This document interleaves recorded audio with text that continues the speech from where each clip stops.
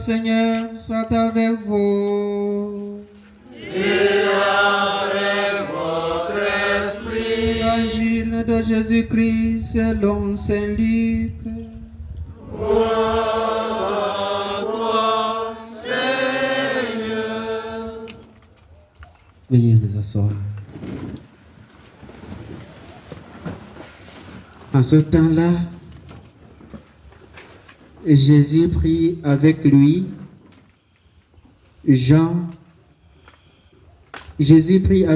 Pierre, Jean et Jacques, et il gravit la montagne pour prier. Pendant qu'il priait, l'aspect de son visage devint autre, et son vêtement devint d'une blancheur éblouissante. Voici que deux hommes s'entretenaient avec lui. C'étaient Moïse et Élie, apparus dans la gloire. Il parlait de son départ qui allait s'accomplir à Jérusalem. Pierre et ses compagnons étaient accablés de sommeil, mais restant éveillés, ils virent la gloire de Jésus et les deux hommes à ses côtés. Ces derniers s'éloignaient de lui quand Pierre dit à Jésus: Maître, il est bon que nous soyons ici.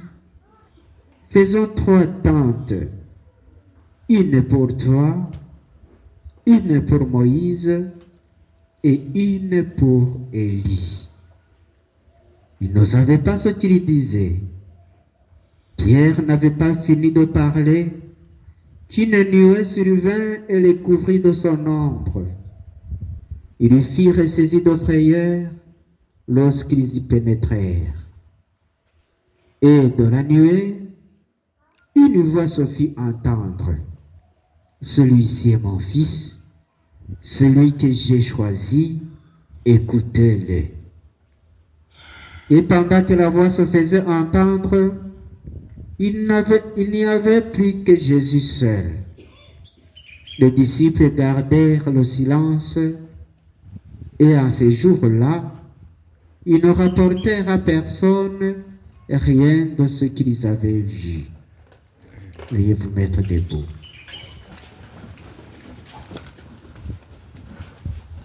Acclamons la parole de Dieu. Louange à toi, Seigneur Jésus.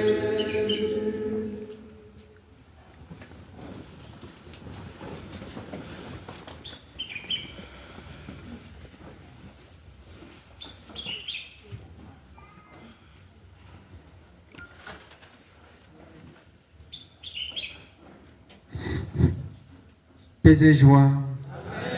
Paix et joie. Amen. Comme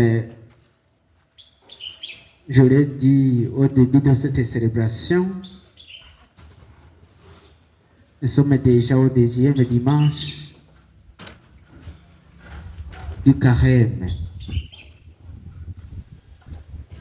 Et je dirais que le carême est une image raccourcie de la vie chrétienne, dans la mesure où il constitue la recherche de Dieu, il constitue le retour à Dieu et le détachement à tout ce qui peut entraver cette recherche.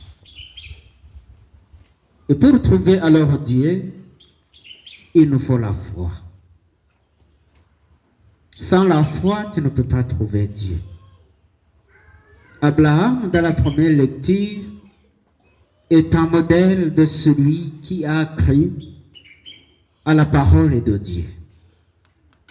Et sa foi lui a valu l'amitié de Dieu, qui a fini par nouer une alliance avec Abraham.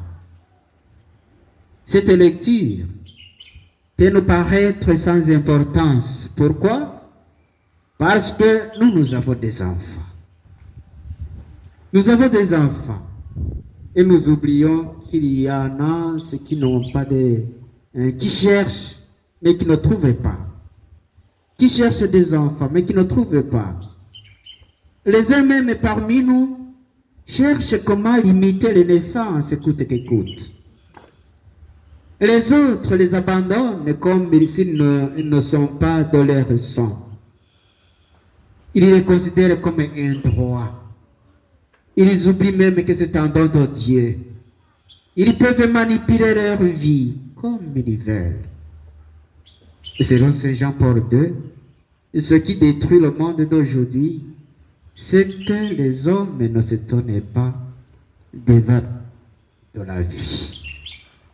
On ne s'étonne pas devant la grandeur de la vie. Vous ne réalisez pas alors la souffrance de ceux qui n'ont pas d'enfants. La situation d'Abraham est un problème de la vie concrète, un problème familial. Il n'avait pas d'enfant et il le voulait. Mais sa femme était stérile. Il confiait tout cela à Dieu. Et voilà que Dieu promet une descendance aussi nombreuse que les étoiles. Pour celui qui ne croit pas, il pourrait penser que Dieu se moque d'Abraham. Que Dieu se moque d'Abraham. Abraham est vieux, sa femme est stérile, et voilà que Dieu vient pour lui dire qu'il aura une descendance. Qu'il aura une descendance. Oui, Abraham pose la question. Comment cela se réalisera-t-il? Et Dieu, au lieu de donner une réponse claire, vous avez entendu ce qu'il a dit. Vous avez entendu ce qu'il a recommandé. Vous avez entendu. Donc, pour les hommes, pour les êtres humains, c'est impossible. Il ne voyait qu'une chose. Abraham ne voyait qu'une chose. Il est Dieu. Sa femme est stérile. Et il n'a pas d'enfant. Mais le Seigneur, il est le maître de l'impossible.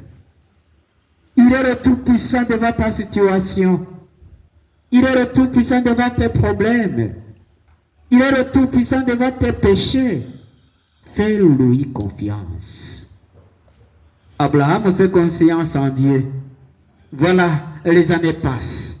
Et l'enfant promis par Dieu ne vient pas. On dirait que les promesses divines sont trompeuses. Abraham, cependant, continue à croire. Il continue à tout attendre de Dieu. Il continue à tout attendre de Dieu.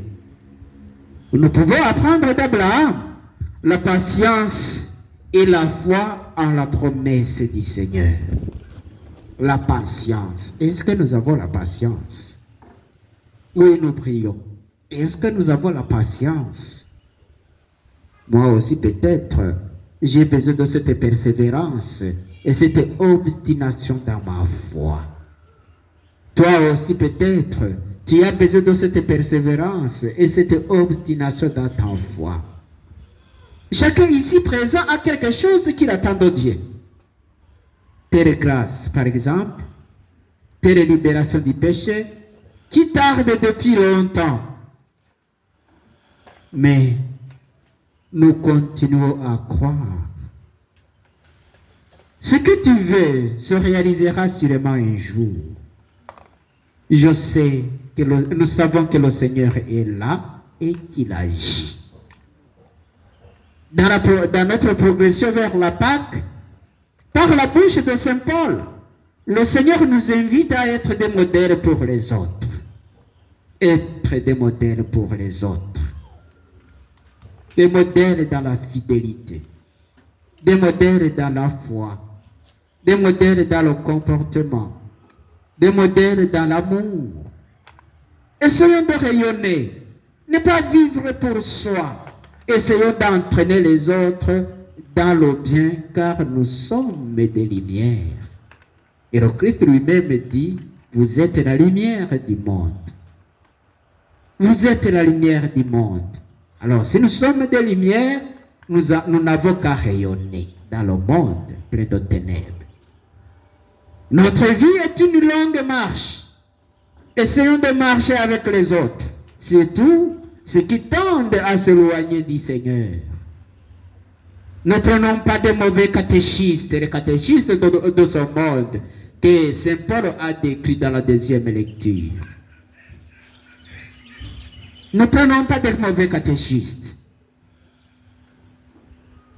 qui ne connaissent pas Dieu, qui ne connaissent pas le Christ. Si tu as besoin d'un guide, regarde d'abord son rapport avec le Seigneur. Dans le récit de la transfiguration, nous recevons une révélation et une mission, deux choses.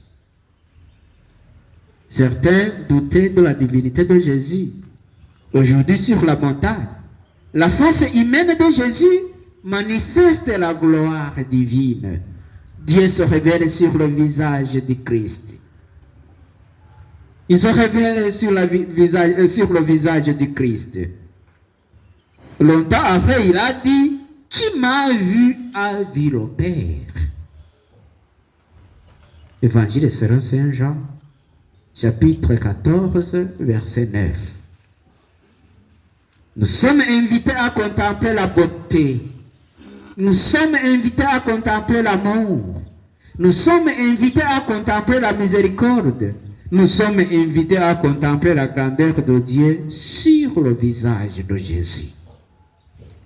Dans cet événement, le Père, le Fils et l'Esprit Saint nous dévoilent le mystère de celui qui sera mis à mort. Celui qui sera crucifié comme un malfaiteur au milieu de deux brigands. Il est bel et bien Dieu, le Fils bien-aimé du Père. Tout ceci corrobore à l'explicitation du sens de la passion, du sens de la mort, du sens de la résurrection de Christ. Dieu nous aime. Il n'a pas refusé son propre Fils. Il est arrivé pour toi, il est arrivé pour moi, il est arrivé pour nous. Comment pourrais-tu avec lui ne pas nous donner tout? C'est donc dans la certitude de l'amour inconditionnel de Dieu pour nous que nous sommes invités à parcourir dans la reconnaissance cette seconde étape de notre marche vers la Pâque. La mission que nous recevons de Dieu se résume dans une seule parole. Écoutez-le. Écoutez-le. Il ne s'agit pas d'une liste de commandements à observer, mais d'entrer en relation avec une personne, avec le Christ. Avec le Christ. Nous avons le Christ pour la loi. Nous devons l'écouter.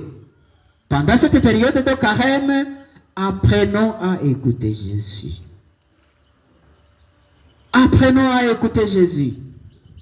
Apprenons à dialoguer avec lui pour connaître la volonté de Dieu, la volonté de son Père sur nous. Et si nous l'écoutons dans la prière, dans la recherche de sa volonté, alors nous écoutons Dieu son Père. Et que Jésus lui-même nous y aide et nous bénisse au nom du Père et du Fils et du Saint-Esprit.